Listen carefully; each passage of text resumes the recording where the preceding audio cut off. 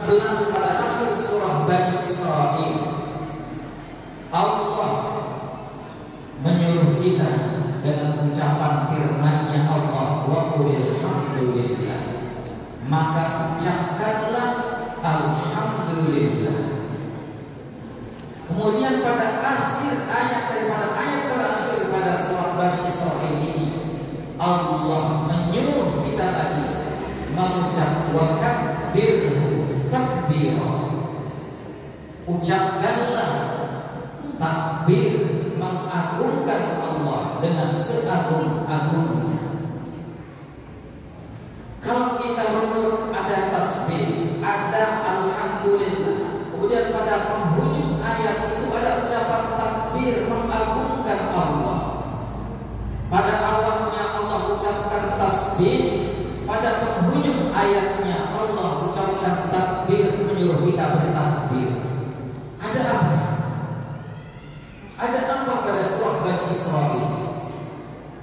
Kalau kita lihat juga Bani Israil urutannya dalam ayat atau dalam surah Al-Quran, pada surat ke-17 dari surat Al-Quran dari urutannya.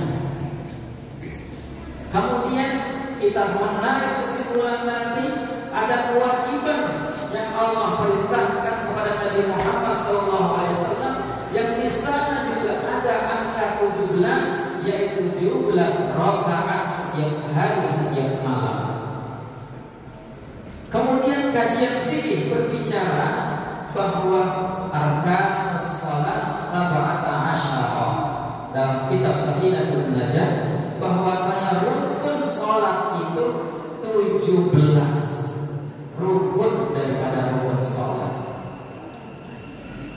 Kalau kita kaji lihat ayatnya dalam Bani Israil ayat ke-17, Allah berfirman wa kam ahlakna minal qurun min ba'di nuhin wa kafa bi rabbika bi dhunubi ibadihi khabiran basira.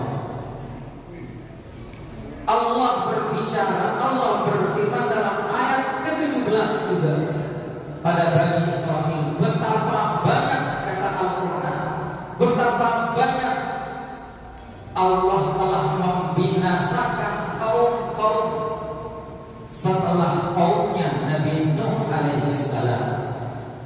Mengapa dibinasakan oleh Allah Subhanahu wa ta'ala?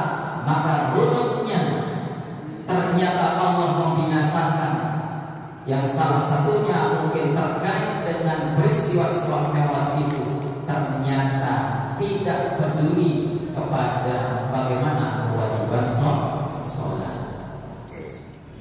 Hadirin rahimakumullah, tasbih, ucapan tasbih maha suci Allah.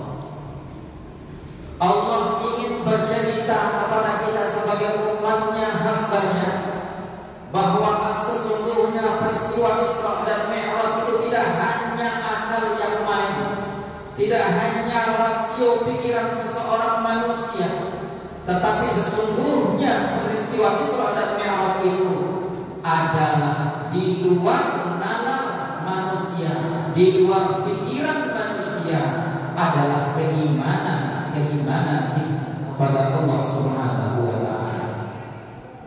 Hadirin Allah, bagi Allah yang maha kuasa, apa yang terjadi adalah kun fayakunnya Allah. Apa yang terjadi kecil bagi Allah, tidak sulit bagi Allah. Karena apa? Ukurannya akal yang main dan berpikir secara akal yang rasio, akal yang sehat, tidak akan pernah bisa tembus perjalanan Masjidil Haram ila Masjidil Aqsa pada saat dan relatif waktu yang sangat singkat.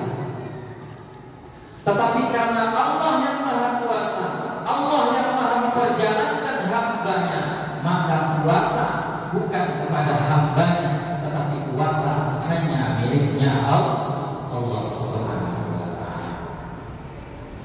Kekuasaan Allah maha segala-galanya. Secara akal tidak akan pernah, makanya banyak orang-orang ketika itu tidak mempercayai. Karena apa? Secara akal mereka menolak.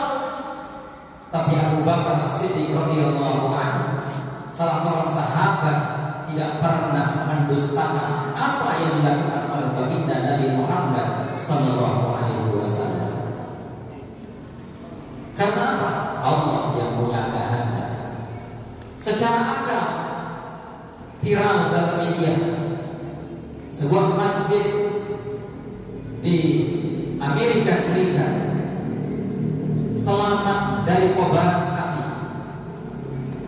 Secara akal, secara rasio, kobaran api yang begitu dahsyatnya Amerika dihantam dengan kebakaran, kuasa Allah Subhanahu wa taala.